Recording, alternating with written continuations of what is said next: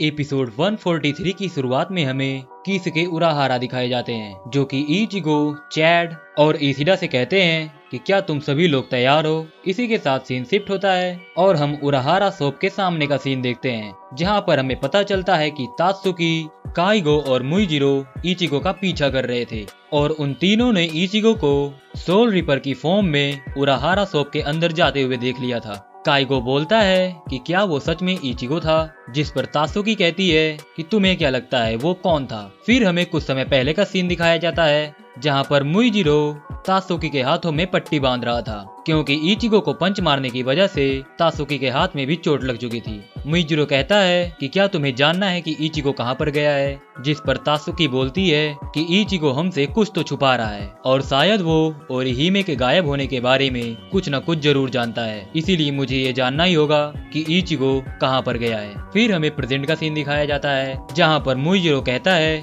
कि अब हमें आगे क्या करना है, जिस पर काइगो उसको थोड़ा अजीब ढंग से बोलता है कि तुम ही तो हमें यहाँ पर लेकर आए थे। पर तभी तात्सुकी कहती है कि अब हमारे पास कोई ऑप्शन नहीं है, अब हमें उराहारा शॉप के अंदर जाना ही होगा। और फिर वो तीनों उराहारा शॉप के अंदर जाने के लिए रेडी हो जाते हैं। इधर हम एक बार फिर से किसुके उराहारा को देखते हैं, जो कि हुएको मुंडो को एक्टिवेट करने के लिए कुछ शब्द बोल रहे थे। उराहारा कहते हैं कि मेरे राइट हैंड में वो पत्थर है जो दुनिया को कनेक्ट करता है और मेरे लेफ्ट हैंड में वो ब्लेड है जो दुनियाओं को जोड़ता है। और तभी हम देखते हैं कि उनकी स्टिक में से एक व्हाइट कलर की रोशनी निकलती है और तभी हुएको मुंडो एक्टिवेट हो जाता है और वहां पर एक पोर्टल खुलता है, जिस पोर्टल को बेसिकली गारगंटा के नाम से जाना जाता है। किसुके उराहारा कहते हैं कि अरान कार्स इसी गारगंटा की मदद से हमारे वर्ल्ड में आते हैं और एक जगह से दूसरी जगह पर टेलीपोर्ट भी होते हैं। अगर तुम सभी को हुएको मुंडो जाना है तो तुम्हें इस पोर्टल से गुजरना होगा। जैसे ही तुम इस पोर्टल के अंदर जाओगे, तुम सभी लोग हुएको मुंडो में पहुंच जाओगे। यह सुनते ही इचिगो किसुके उराहारा से कहता है कि क्या आप मेरी फैमिली को कोई एक अच्छा सा एक्सक्यूज देकर उन्हें ये बता देंगे कि मैं सही सलामत हूँ। जिस पर उराहारा कहते हैं कि मैं तुम्हारे फैमिली को तो एक्सक्यूज दे दूंगा, पर तुम्हारे दोस्तों का क्या। इचिगो कहता है कि जब मैं वापस आऊंगा तब मैं उन सभी से माफी मांग लूंगा। और यह कहने के साथ ही इचिगो, चैड और इशिडा तीनों उस पोर्टल के अंदर चले जाते हैं। जैसे ही वो उस पोर्टल के अंदर जाते हैं, वो पोर्टल क्लोज हो जाता है। पर तभी हम देखते हैं कि उराहारा को अपने पास में ही किसी के होने का एहसास होता है। उराहारा कहते हैं कि क्या तुम तीनों अब बाहर आओगे। तभी एक पत्थर के पीछे से तात्सुकी, काइगो और मुइजिरो बाहर आते हैं। काइगो बोलता है कि आपको ये कब पता चला कि हम तीनों यहाँ पर छुपे हुए थे। जिस पर उराहारा कहते हैं मुझे ये तभी से पता था जब से तुम तीनों यहाँ पर आए हुए थे, क्योंकि मुझे पहले ही लगा था कि तुम लोग इचिगो का पीछा जरूर करोगे, इसीलिए मैंने उस गेट को ओपन ही छोड़ दिया था जिसकी मदद से तुम तीनों यहाँ पर आए हो। फिर उराहारा कहते हैं कि इचिगो तुम सच में बहुत ही ज्यादा लापरवाह हो।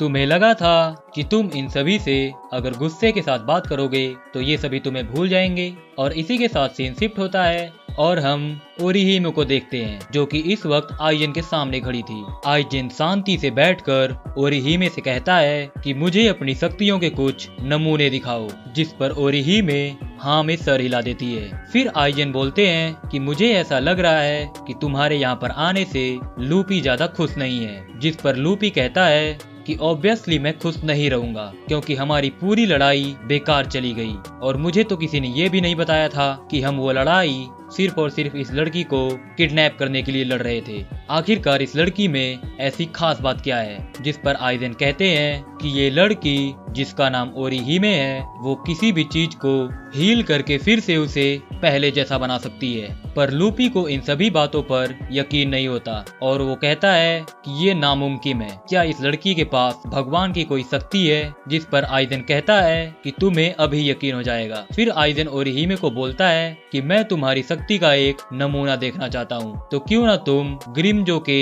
हाथ को हील कर दो।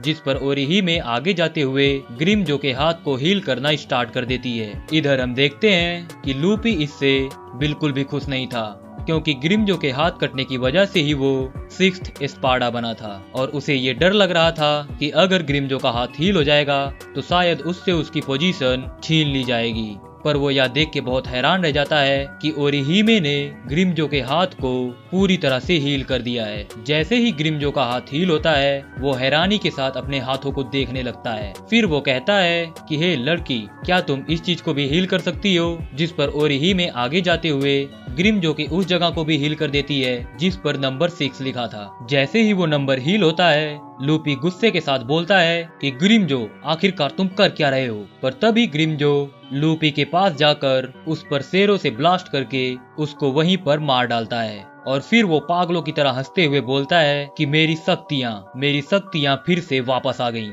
इसी के साथ सीन शिफ्ट होता है और हम इचिगो को गारगांटा के अंदर जाते हुए देखते हैं। इचिगो इस वक्त एक पाथ को फॉलो कर रहा था जिसे वो अपने स्पिरिचुअल पावर की मदद से बनाते हुए आगे जा रहा था, पर क्योंकि अभी उसका कंट्रोल अपने स्पिरिचुअल पावर्स पर इतना अच्छा नहीं था इसीलिए वो पाथ जगह जगह से टूट जा रहा था। चैड भी इचिगो के पीछे ही आ रहा था, पर उस पाथ के टूटने की वजह से चैड गिरने वाला होता है, पर अगले ही पल हम देखते हैं कि चैड बच गया और वो नीचे नहीं गिरता है। फिर वहाँ पर एसिडा आ जाता है जिसने अपने हिरेन क्याकू की मदद से एक सर्फ को बनाया था और वो उसी पर खड़ा होके इचिगो के साथ जा रहा था। पर तभी चैड कहता है कि मुझे उराहारा ने बताया था कि तुम इचिगो के साथ आने के लिए रेडी नहीं हो रहे थे, पर फिर तुम रेडी कैसे हो गए? इसी के साथ हमें कुछ समय पहले का सीन दिखाया जाता है जहाँ पर इसिडा इस वक्त ट्रेनिंग कर रहा था कि तभी वहाँ पर किसके उराहारा आ जाते हैं और आते ही वो इसिडा को सब कुछ बता देते हैं। वो बताते हैं कि अरान कार्स ने ओरिहिमे को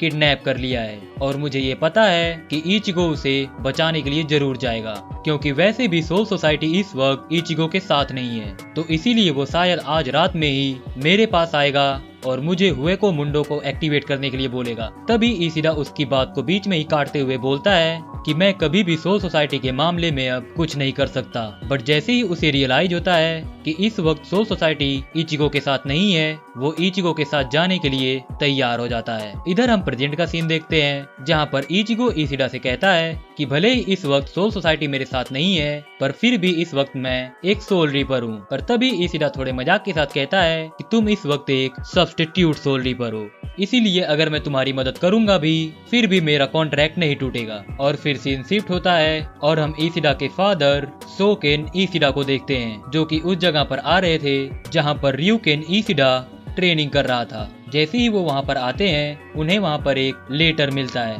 पर तभी वहाँ पर रूकिया के फादर सोजुन कुचिकी आ जाते हैं और वो कहते हैं कि तुम्हें ये सब पहले से ही पता था कि ryuken उनकी मदद करने के लिए जरूर जाएगा। जिस पर सोकेन बोलते हैं कि मैंने उसकी क्विंसी पावर को पूरी तरह से रिकवर कर दिया था और अब वो अपने फैसले खुद ले सकता है, तो अगर वो वहाँ पर मारा भी जाता है तो इससे मुझे कुछ भी फर्क नहीं पड़ेगा। जिस पर सोजुन बोलते हैं कि तुम कितने बुरे फादर हो। फिर सोकेन कहते हैं कि कम से कम मैं तुमसे तो अच्छा ही फादर हूँ। और इसी के साथ सीन शिफ्ट होता है और हम ओरिहिमे को देखते हैं जो कि इस वक्त एक बड़े से कमरे के अंदर बंद थी। ओरिहिमे वहाँ पर बैठी हुई थी और बैठते हुए वो सोचती है कि कहीं मैंने इन लोगों की बात मान के कोई गलती तो नहीं कर दी, क्योंकि मेरी वजह से ग्रिमजो का हाथ भी हील हो गया और अब ये लोग पहले से ज्यादा पावरफुल हो गए हैं, तो शायद अब ये आने वाली फाइट और भी ज्यादा खतरनाक होगी। पर तभी वहाँ पर एक अजीब सा वाइब्रेशन होता है और फिर सीन शिफ्ट होकर आइजेन पर जाता है। आइजेन थोड़ा कॉन्फिडेंट होते हुए बोलता है कि वो लोग आ गए और इसी के साथ ये एपिसोड खत्म हो जाता है। तो गाइस, ये था ब्लीच एपिसोड 143 का एक्सप्लेनेशन। अगर वीडियो पसंद आई हो तो चैनल को सब्सक्राइब करके बेल नोटिफिकेशन को ऑन करना ना भूलें और साथ में ही कमेंट करके हमें बताएं कि आपको यह वीडियो कैसी लगी। तो मिलते हैं अगली वीडियो में, तब तक के लिए बाय बाय।